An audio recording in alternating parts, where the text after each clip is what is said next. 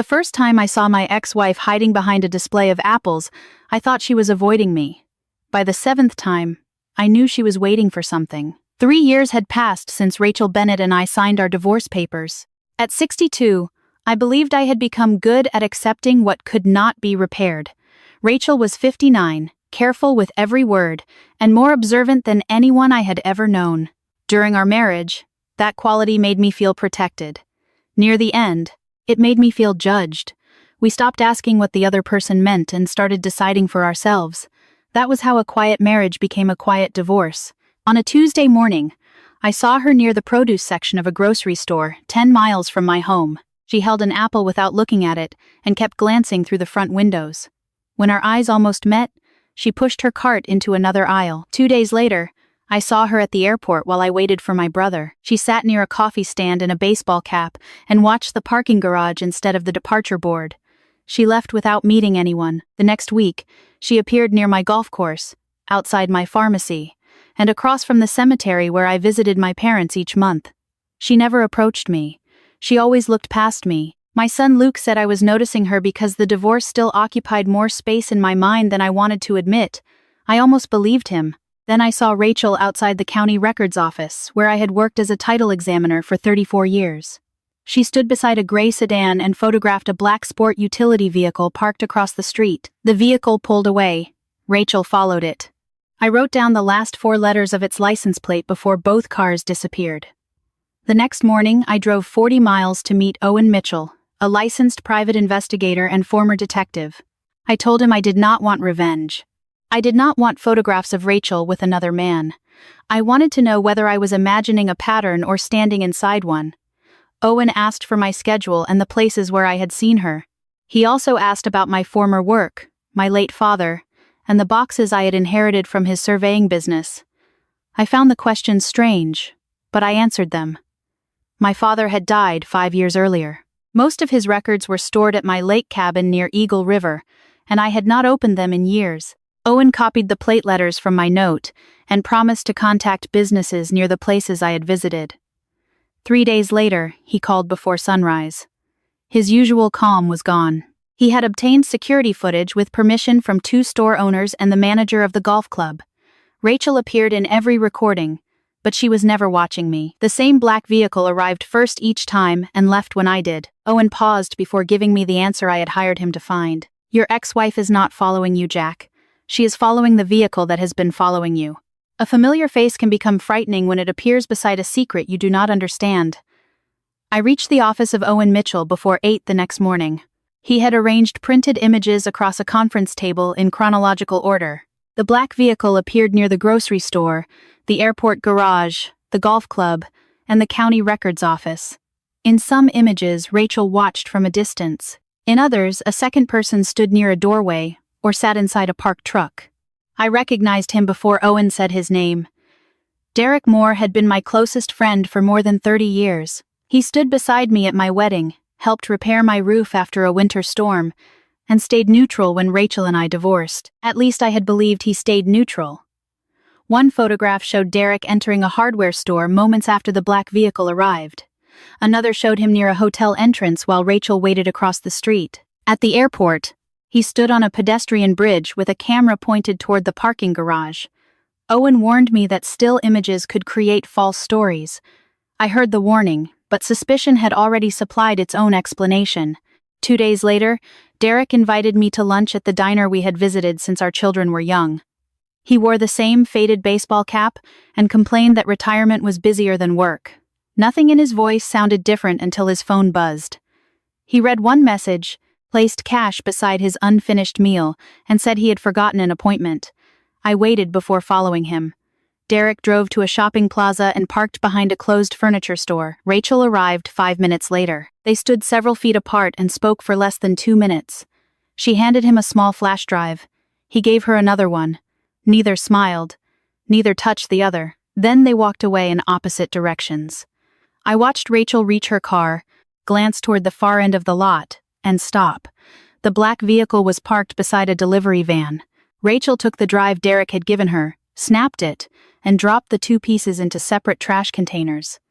The act looked too deliberate to be anger. It looked like a message intended for someone who was watching. I returned to the diner parking lot and called Owen. He told me not to confront either of them until he understood who owned the vehicle. He also reminded me that Derek and Rachel might be exchanging information rather than hiding a relationship. I wanted to believe him, but the divorce had trained me to interpret silence as betrayal. That night, Derek called and asked whether I still planned to visit my lake cabin the following weekend. I had mentioned the trip only once, several weeks earlier. When I asked why he cared, he laughed and said he might drive north to fish. After we ended the call, I noticed headlights idling beyond the trees across from my house. The vehicle remained there for less than a minute before moving away. Owen called moments later with a new detail from the shopping plaza footage. The black vehicle had arrived before Derek. Its driver had watched him exchange the drives with Rachel. Then Owen asked a question that made my suspicion feel suddenly dangerous. What if Derek asked about your cabin because someone else wanted him to ask? A lie from your oldest friend hurts even before you understand why he told it. I invited Derek to my house on Saturday and waited until we had finished lunch before asking whether he had spoken to Rachel since the divorce. He looked toward the backyard and said he had not. The answer came smoothly, but the pause before it did not. I had seen him exchange a flash drive with her less than 2 days earlier. Instead of confronting him, I asked whether he still wanted to visit the cabin. He studied my face and said the weather farther north would probably be poor. It felt as if he wanted me to cancel without explaining why. After he left, my doorbell camera showed him standing beside his truck and looking across the street. The house there had been empty for months. A black vehicle was partly visible beyond its driveway. Derek raised his phone, pretended to check a message, and photographed it. Owen arrived that afternoon, with information he had obtained through ordinary business records and a cooperative parking manager. The vehicle was leased to Summit Recovery Services, a private records and asset recovery company.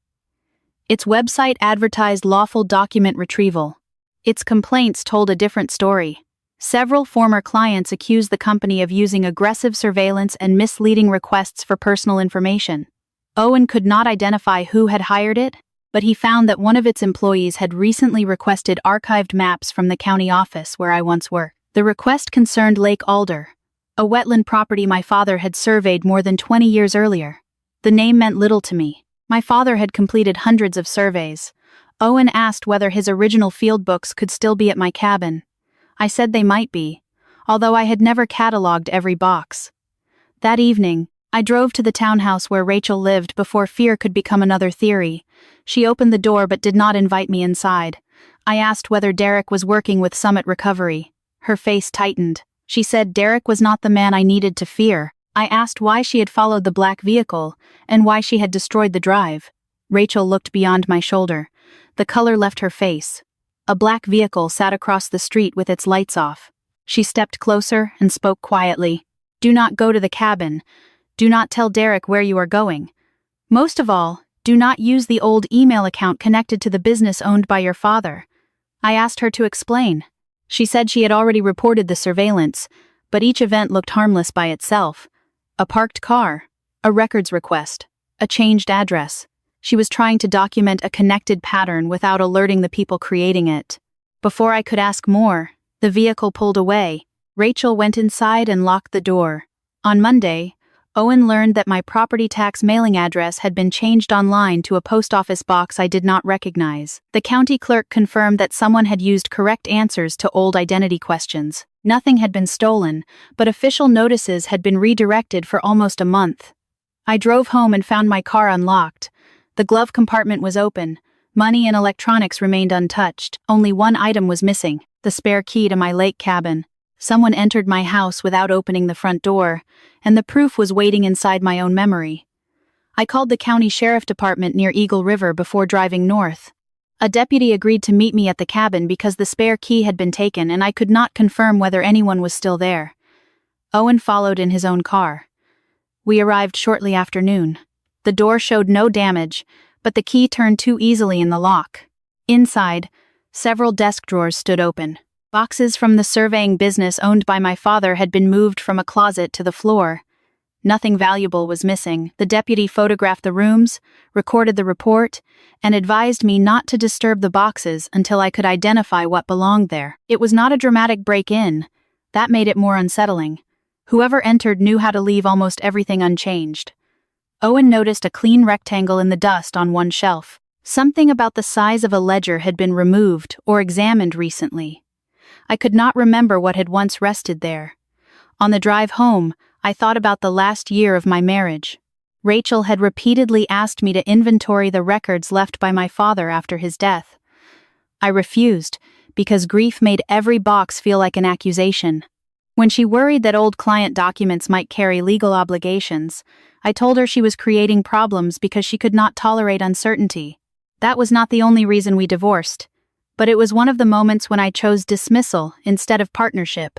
The following morning, Owen showed me video from a pharmacy parking lot after the manager voluntarily provided it. A woman wearing a navy coat Rachel often wore had approached my car the previous week and tried the passenger door. From a distance, she resembled Rachel. A closer frame showed a younger face and lighter hair. She never entered the vehicle. She only checked the door, looked toward the black vehicle across the lot, and walked away. I accused Rachel of hiring someone to confuse us. Owen refused to follow my conclusion. He said the woman moved like a trained observer and appeared to be checking whether my car had already been accessed. Later that day, he found a payment from Rachel to a licensed counter-surveillance firm. My anger returned because a contract felt like proof of planning. I drove to her house with the printed invoice. Rachel read it and asked one question. "Did Owen show you the service description?" I had not noticed it. The line said protective observation and threat verification. Rachel explained that the investigator sometimes wore a similar coat and approached places Rachel had already visited. If the black vehicle followed the investigator, they would know its occupants were tracking the appearance of Rachel rather than a particular car. It was not a perfect disguise. It only needed to work from 50 yards away. Before I could answer, Owen called. He had received a still image from a grocery store manager. It showed the investigator checking my car while the black vehicle driver photographed her. A second image showed the same driver examining the door minutes later. Rachel had not hired someone to impersonate her. She had hired someone to prove who was watching. Then she looked at me with tired eyes and asked the question I had avoided for 3 years. "How many times will you decide what I did before you let me explain why I did it?" The hardest truth was not that Rachel had hidden something from me. It was that she expected me to misunderstand her, and I had proved her right. I sat in her kitchen while rain tapped against the closed windows. Rachel placed a folder on the table and showed me copies of every report she had filed during the previous 8 months. She had documented unfamiliar vehicles near my home, unauthorized changes to county records, questions about my schedule, and the search at the lake cabin. None of the incidents had been enough by itself to identify a suspect. Together, they formed a pattern. Rachel first noticed it after Luke found the cabin drawers open almost a year earlier. Luke called her instead of me because I had spent years insisting that the records left by my father were harmless and private. Rachel contacted Derek because he still saw me regularly and could observe without changing my routine. Derek noticed the black vehicle during fishing trips and lunches. The flash drives contained photographs, dates, and vehicle descriptions. They used physical drives because Rachel suspected that someone had accessed an old email account connected to the surveying business owned by my father. The drive she broke in the shopping plaza was a decoy filled with public files. She destroyed it where the watcher could see, hoping to make the investigation appear finished. I asked why Derek lied to me. Rachel said she had asked him to. She feared that I would confront the first person I suspected, mention the cabin, and lead the watchers directly to the records. Again, she had predicted my behavior accurately. I wanted to defend myself, but the missing cabin key and the opened boxes made every excuse sound weak. Rachel then explained why Lake Alder mattered. My father had surveyed the property before Northbridge Land Group purchased it for a large housing development. Public records showed most of the acreage as ordinary buildable land. The old notes left by my father might prove that a conservation easement covered part of it and that later boundary maps had been altered. If the original field book and signed easement still existed, construction permits could be delayed and the company could face a major investigation. Rachel did not know whether those documents were real. She only knew that someone believed I possessed them. Owen had traced Summit Recovery Services to repeated work for Northbridge contractors, but a business relationship was not proof that Northbridge ordered unlawful surveillance. We needed the original records and a lawful connection to whoever was seeking them. Rachel opened a locked drawer and handed me a notebook. One page listed dates when Derek gave the watchers false information about my schedule. Another recorded an anonymous offer to buy the entire archive left by my father for cash. The caller had referenced a survey number that had never appeared in a public index. Rachel had refused. At the bottom of the final page, she had written a message. If Jack learns the cabin was searched, tell him to ask Luke about storage unit 17. I looked up and asked what Luke had moved. Rachel said she did not know. Luke had removed one sealed box before the intruder returned, and he had refused to open it without me. My phone rang before I could call him. It was Luke. His first words turned Rachel pale. "Dad, someone just tried to access the storage unit. Fear makes people run toward a secret. Trust makes them slow down long enough to protect the truth." Luke was safe and standing with the storage facility manager when we arrived. A man had entered an expired access code twice, then left after the manager approached him. The security camera captured his face and the black vehicle waiting near the gate. The manager preserved the video and contacted local police. For the first time, investigators had a clear person, a vehicle, an attempted access, and earlier reports that could be compared. Owen advised us to let law enforcement handle the footage. We did. Inside storage unit 17, Luke showed us the box he had removed from the cabin almost a year earlier. It was sealed with old surveying tape used by my father and marked Lake Alder. I felt Rachel watching me, but she did not reach for it. She had spent months protecting the box and still waited for my permission. I opened it myself. Inside were 2 field books, an original boundary map, correspondence with a county attorney, and a notarized copy of a conservation easement. My father had written notes explaining that the easement covered more than 60 acres of wetlands and drainage channels. A later public map reduced that protected area by nearly half. I knew enough from my years in title work to understand the importance, but not enough to declare fraud. The documents needed authentication by survey and legal experts. Rachel already had the names of 2 independent specialists who could examine them without alerting Northbridge. I asked Luke why he had not told me. He lowered his eyes and said he had tried to discuss the cabin months earlier. I dismissed him before he reached the part about the open drawers. That memory landed harder than any accusation. My family had not excluded me because they enjoyed secrets. They worked around the habit I had used to silence them. While the police copied the gate footage, Owen reviewed photographs in the notebook kept by Rachel. One recent image showed Derek standing beside the black vehicle and speaking through the driver window. My chest tightened. Rachel had written no explanation beside it. Derek had told me he never spoke to anyone connected with the vehicle. Once again, a single image offered the easiest possible story. I looked at Rachel and asked whether Derek had changed sides. She said she did not know about that meeting. Owen checked the image date. It had been taken 2 days after Derek asked about my cabin. Luke wanted to call him immediately. I stopped him. For the first time, I understood that a photograph could be evidence without being a conclusion. We secured the original records with the attorney representing Rachel, provided copies to investigators, and left the storage unit empty. That evening, Derek arrived at my house before I could contact him. He placed his phone on the table and admitted he had spoken to the driver. Then he played a voice message from a man offering him $20,000 for one box from the archive left by my father. Derek had not accepted the offer. He had agreed to a meeting because investigators asked him to keep the caller talking. When the recording ended, Derek looked at me and said something I deserved to hear. "I lied to protect you, Jack. But you suspected me because mistrust was easier than patience." Was he wrong? An apology means little when it asks the injured person to make the speaker feel innocent. I did not ask Derek to forgive me that night. I told him he was right. For weeks, I had interpreted every silence as betrayal because that allowed me to remain the reasonable man in my own story. I had done the same thing to Rachel near the end of our marriage. She worried. I called it control. She asked questions. I called them accusations. When she stopped explaining, I treated her exhaustion as proof that she had something to hide. Derek explained the meeting beside the black vehicle. After the reports Rachel filed and the storage gate footage were connected, a state investigator and local detectives coordinated a monitored conversation with him. Derek responded to the offer without promising to deliver anything. The driver repeated the private Lake Alder survey number and named a payment amount. That information linked the attempted purchase to the missing archive.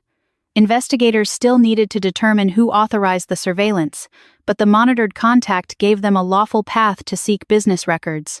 The next morning, the attorney representing Rachel delivered copies of the field books and the notarized conservation easement to the county recorder, the state environmental office, and counsel for Northbridge Land Group. The originals remained secured. Rachel did not hold a news conference or demand public revenge. Her letter asked only that all work connected to the disputed boundary pause until independent experts reviewed the documents. Quiet justice began with a stamped receipt and 3 people willing to sign their names. Northbridge immediately suspended its compliance director, Evan Calder, after internal records showed that he had hired Summit Recovery through an outside consultant. The company denied authorizing trespass, identity misuse, or threats, and agreed to preserve its records. Summit terminated the driver shown in the storage footage and provided his work logs under legal process. Those actions did not prove every allegation, but they ended the surveillance and protected the evidence. Several weeks later, investigators charged the driver with offenses connected to unauthorized entry, attempted access, and misuse of personal information. The larger inquiry remained open. No one burst into a crowded room. No powerful man begged for mercy. The people responsible simply began losing the privacy and control they had taken from others. I gave a complete statement, including the old email account, the stolen cabin key, and my own delays. I also admitted that I had hired Owen because I suspected Rachel before I considered that she might be protecting me. Afterward, I found her waiting outside the county building. I thanked her. She said gratitude was not the same as accountability. I asked what accountability would look like. Rachel answered without anger. "Listen before fear writes the story for you." Then she walked toward her car. I wanted to promise I had changed, but promises had always been easier for me than patience. So I let the silence remain and did not chase her. That evening, Luke called and said Rachel had agreed to meet all of us for dinner on Sunday. It was not reconciliation. It was 1 table, 1 hour, and 1 chance to hear what I had refused to hear before. Would I know how to use it? The truth did not bring my marriage back. It brought back the part of me that could finally see why it ended. Sunday dinner took place at the apartment where Luke lived. Rachel arrived with a salad, Derek brought bread, and I carried a folder containing copies of every statement I had given investigators. I did not bring the folder to defend myself. I brought it because I had spent too many years expecting other people to carry facts I refused to face.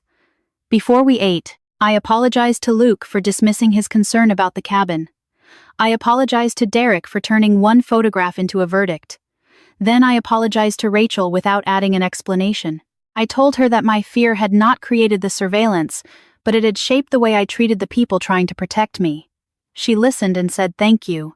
She did not tell me everything was forgiven. That honesty felt more meaningful than comfort. Over the following months, independent surveyors authenticated the field books left by my father. County attorneys concluded that the larger conservation boundary required formal review. Northbridge withdrew its current permit application and agreed to fund a new wetland survey while the state inquiry continued. The protected land did not become safe because 1 document performed a miracle. It became safer because records were preserved, experts checked them, and ordinary people followed a process powerful interests had tried to avoid.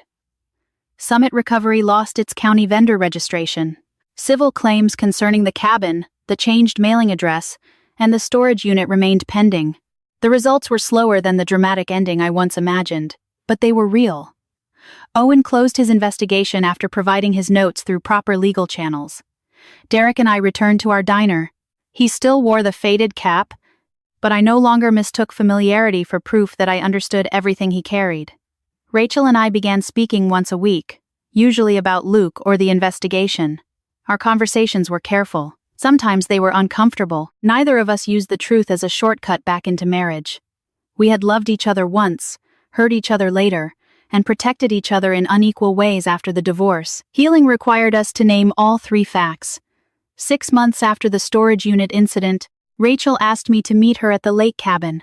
The sheriff had released the property, and I wanted her help deciding which of the records left by my father belonged in a professional archive. We worked for hours in the same room that grief had once made impossible for me to enter. Near sunset, I found an old photograph of Rachel and me beside the lake. I asked whether she wanted it. She studied the picture and said we should give it to Luke.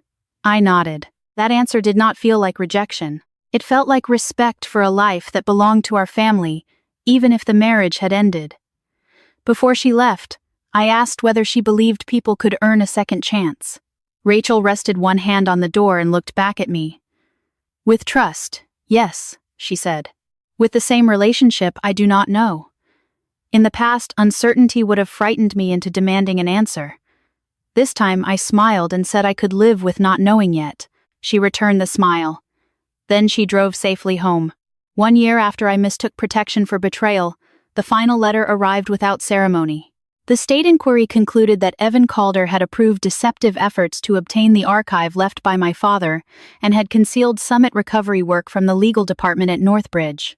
The driver admitted using the stolen cabin key and attempting to enter the storage facility. The changed mailing address had come from information collected through an old account recovery form.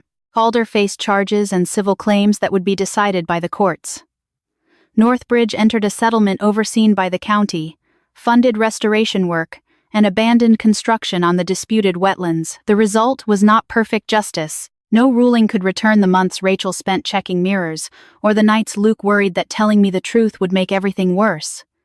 Accountability could protect the future, but it could not edit the past. I read the letter twice, placed it in the archive box, and called Rachel. I did not tell her we had won. I said the process had reached an answer, and asked whether she wanted to read it herself. She came to my house that afternoon. We sat at the same kitchen table where I had once questioned Derek while pretending not to. Rachel read every page, closed the folder, and let out a breath she seemed to have held for a year. I expected relief. What I saw was grief. She said she wished my father had lived to see his work believed. I said I wished I had believed her before strangers forced me to examine the evidence. Rachel looked at me and said belief without listening was only another form of certainty.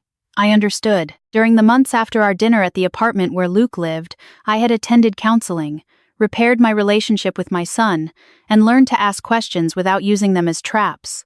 I did not describe those choices as proof that Rachel should return. Change offered as a bargain was only pressure wearing better clothes. Instead, I showed her the new catalog of the records left by my father. Luke had helped organize it. Derek had donated copies of his photographs. The reports Rachel filed appeared under her own name, not mine. I had added a note explaining that the archive survived because she recognized a pattern everyone else dismissed. She read the note and asked whether I had written it for her. I said I had written it for whoever opened the box after we were gone. The room became quiet. Then Rachel asked if I still visited the cemetery on the first Saturday of every month. I said yes. She told me she had sometimes watched from across the road because the black vehicle appeared there more than once. That was the one place where I had been certain her presence meant unfinished feelings. Learning the truth did not make the memory colder. It made her care more honest. Before leaving, Rachel paused beside the front door. She said she planned to visit the lake cabin in the spring and asked whether I would help repair the porch. I agreed. I did not ask what the invitation meant. I did not turn hope into a demand. A second chance was not a restored marriage, a dramatic kiss, or a promise made before trust could carry it. It was a Saturday in spring. It was one damaged porch. It was Rachel choosing to ask, and me finally knowing how to hear her.